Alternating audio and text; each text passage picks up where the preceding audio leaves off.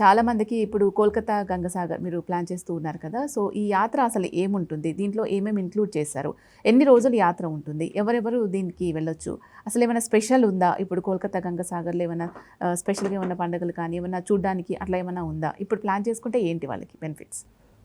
మీరు అన్నట్టుగా ఈ కలకత్తా గంగాసాగర్ అనేది ఎప్పటి నుంచో నడుస్తున్నటువంటి ప్యాకేజ్ అనమాట.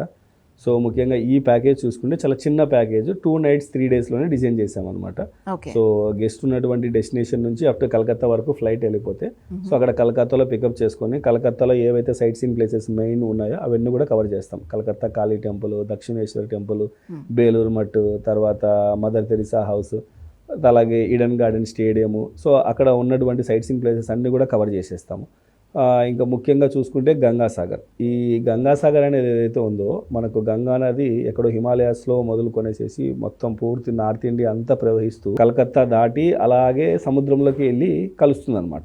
సో ఈ గంగాసాగర్ అనే ప్లేస్ ఏదైతే ఉందో గంగా నది వెళ్ళి సాగరంలో కలిసేటువంటి ప్లేస్ అనమాట. సో అక్కడ కపిలముని ఆశ్రమం ఉంది.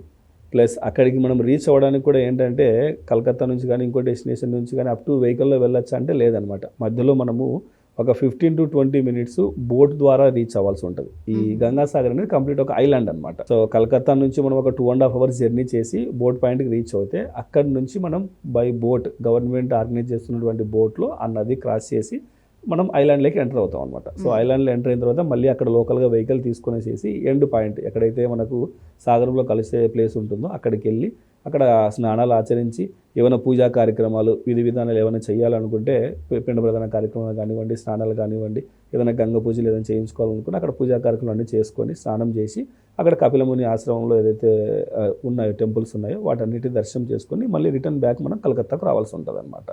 సో మరీ ఎక్కువ ఇబ్బంది పడాల్సిన యాత్ర అయితే కాదు ఇది. సో రెగ్యులర్గా ఎవ్రీ మంత్ మనకు రన్ అవుతున్న ప్యాకేజ్ అనమాట.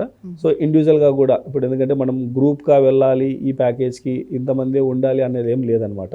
సో వాళ్ళు ఒకవేళ ఇద్దరు వెళ్ళాలనుకున్నా, 20 మంది వెళ్ళాలనుకున్నా, లేదా 40 మంది కలిసి వెళ్ళాలనుకున్నా ఈ టూర్కి వెళ్ళి రావచ్చు అనమాట. యాక్సిస్ కూడా చూసుకుంటే మనకు కలకత్తా వరకు మనమైతే ఇప్పుడు ప్యాకేజ్లో ఫిక్స్డ్ ప్యాకేజ్లో ఫ్లైట్స్తో ఇస్తున్నాం అనమాట.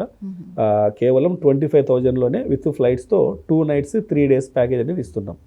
ఇందులో బ్రేక్ఫాస్ట్, లంచ్, డిన్నర్ ఉంటుంది, ఫ్లైట్ టికెట్ వస్తుంది, టూర్ మేనేజర్ వీళ్ళతో పాటే ఉంటారు, మంచి డీలక్స్ ఏసీ అకామిడేషన్ కూడా ఉంటుంది అనమాట. సో ఎవరైనా సరే కస్టమైజ్ చేసుకోవాలి, మన గ్రూప్ డేట్ మ్యాచ్ అవ్వట్లేదు, ఇండివిజువల్గా వాళ్ళు ప్లాన్ చేసుకోవాలి, ఫ్యామిలీ 4 members కానీ 6 members కానీ అంటే కొద్దిగా కాస్ట్ అనేది వేరియేట్ అవుతుంది. వాళ్ళు ఎప్పుడైనా సరే ఇయర్ మొత్తంలో ఈ టూర్ అనేది ట్రావెల్ చేయొచ్చు అనమాట.